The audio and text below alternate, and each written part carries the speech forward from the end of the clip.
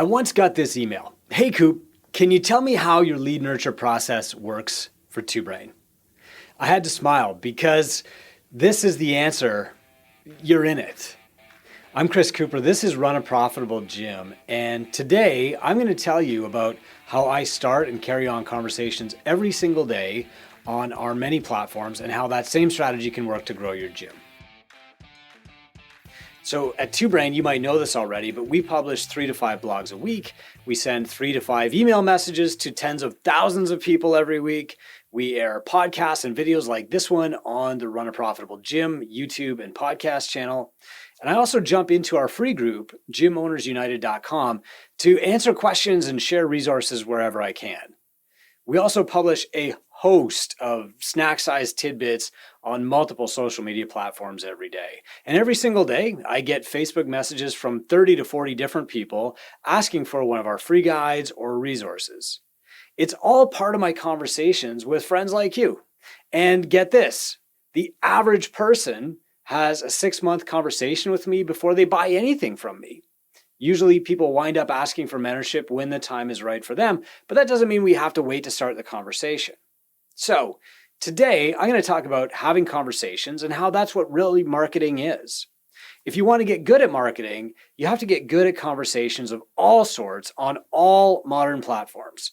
Conversations bridge the gap between advertising and sales. Now, advertising gets somebody's attention. Sales gets their money, but the space in between the two has always been clouded in mystery. Like, the business plan of the underpants gnomes from South Park. They have this business plan that's like phase 1, steal underpants. Phase 3, profit. What's phase 2 for them and for us? It's conversations. Conversation marketing is part content marketing, part lively chat, and part persuasion. Some would call it a lead nurture strategy or trust building. I just call it winning hearts and minds. Before people will buy from you, they have to know you, like you, and trust you. And how do you get to know someone? How do you grow to like them? How is trust built over time? Through conversations. So today I'm going to give you some tactics to bridge the gap between awareness, where they've heard of you from your advertising, and purchase, where they buy from you through your sales process. So we're going to do this in 4 simple steps. And this is how we get from ads or awareness through conversations into signing up. All right. So I just said that trust is built through conversations. Conversations bridge the gap between advertising and sales. And you can call it affinity building or lead nurture or whatever you want, but we're all in the relationship business, so we have to be good at this. So here are the 4 stages to conversation marketing. Step 1, obviously, start a conversation. To meet somebody new, you have to go first. Good entrepreneurs aren't always great salespeople, but they're always good at making somebody feel welcome and heard. And that might mean sharing a personal story online or offering your hand to shake in person. It means going first, being the one to say, good morning, hi, I'm Chris, offering to shake their hand. Here's exactly how to do it. In person, my favorite new friend introduction pickup line is, good morning. Now, this was not actually an easy skill for me to learn. I've always been shy, maybe a bit introverted, but wishing somebody a good morning is risk-free, right? Nobody's going to say, get lost, I want to have a crappy morning. And offering a hand to shake is irresistible, even in like a post-COVID world. So try this. Pick up 4 coffees at your local coffee drive-thru. Then walk next door to the business closest to you, hand over the coffee and say, good morning, I'm Chris from the gym next door. And they'll respond, usually with a question, and then just answer the question and have a conversation. Take it from there. If you're going to do this online, you can make a milestone post like this. Today is my 50th consecutive day of cycling, or as of today, I've worked out at least 3 times a week for 5 years straight. Now, the milestone doesn't matter as much as the sharing, so include some kind of number. And when people comment on your post, ask if they've ever tried what you've been doing or achieved something similar, and then move to a private chat to carry it on out of the public eye. Now, we learned this strategy from Richmond Din in our Tinker program a couple years ago, and we've been using it ever since. It works because milestone posts tell a story and start a conversation. And the more stories you tell, the more conversations you start. So step 1 is start the conversation. Step 2 is listen. Your job is to get the other person talking. Here's the reason we're all scared to start a conversation with a stranger. We don't know what to say. The solution is to just listen instead of talking about yourself. So here are some feel-good questions from Bob Berg, the author of The Go-Giver, to get other people talking. These are his 10 feel-good questions with a little trademark beside them. So here we go. How did you get a start in the widget business, the gym business, whatever? What do you enjoy most about your profession? What separates you and your company from the competition? What advice would you give someone just starting in the widget business? What one thing would you do with your business if you knew you could not fail? What significant changes have you seen take place in your profession through the years? What do you see as the coming trends in the widget business? Can you describe the strangest or funniest incident you've ever experienced in your business? What ways have you found to be the most effective for promoting your business? And what one sentence would you like people to use in describing the way you do business? Okay, so step one is start the conversation. Step 2 is listen. Step 3 is invite them, make them an invitation. If you believe that you've got a potential good fit for your gym or your business, tell them so and invite them to take the first step. So in person, you would say exactly this. Hey, those are great goals. I got an idea. Why don't we work out together at my gym? Just you and me. How's Thursday? Online, if you're doing a chat, you could say, hey, I think I could help. I'm making up my schedule for next week and I have an opening on Thursday at 4 p.m. Would you be open to talking about the next step? Now, of course, we provide a full sell by chat template in our growth and tinker programs, but you should just feel like you're having a natural conversation when you do it in person or online. So step 4 is sign them up. Start changing their lives. If you're in person talking to somebody at your gym, ask about their goal. Find out why that goal is important to them. Make a prescription and get them to their goal. Then tell them the price.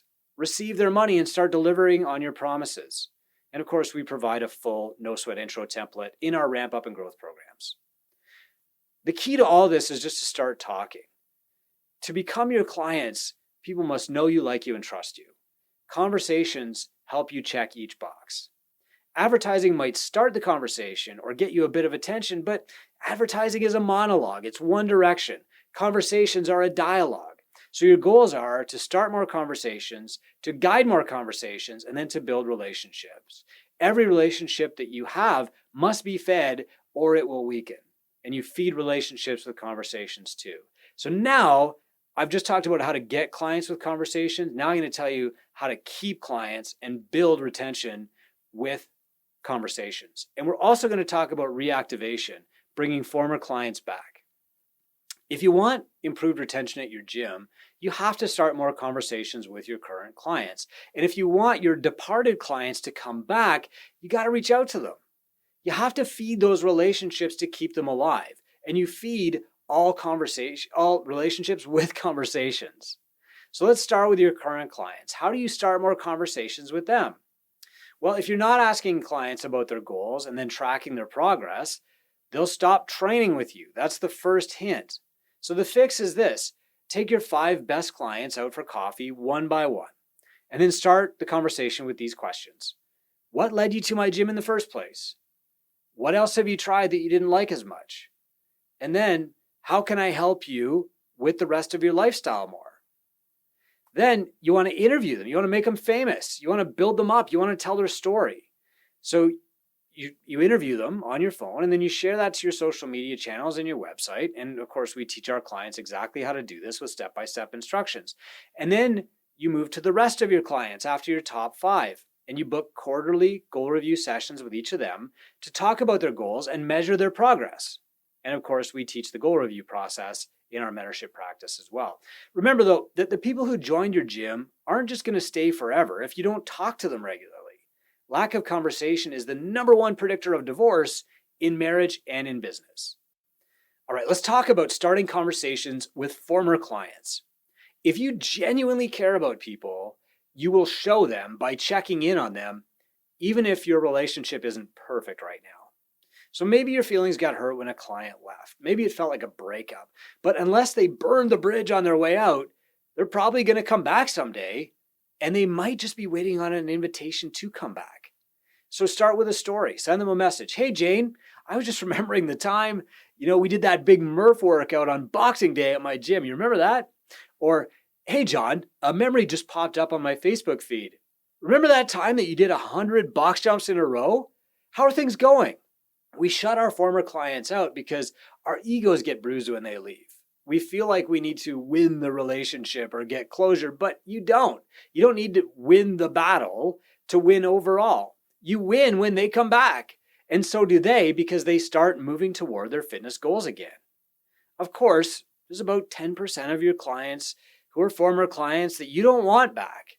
And if somebody wasn't a good fit for your business, then just don't restart the conversation. Let it die. Just let the story end. So I started this podcast, this video, by talking about my lead nurture strategy for TwoBrain, right? Somebody asked me, Coop, what's your lead nurture process? So here's my process again. Tell a story. Start a conversation. If the conversation is positive on both sides, invite a potential client to take the next step. But everything starts with a story. Tell stories regularly and you'll start more conversations. And if you do that, you'll acquire and retain more clients. I'm Chris Cooper. The story is the key to everything else. This is Run a Profitable Gym. And if you want to start more conversations with me, with our mentor team, with other people in TwoBrain and other gym owners around the world, just go to gymownersunited.com, join that free group, and you'll be immediately immersed in the highest value conversation a gym owner can have.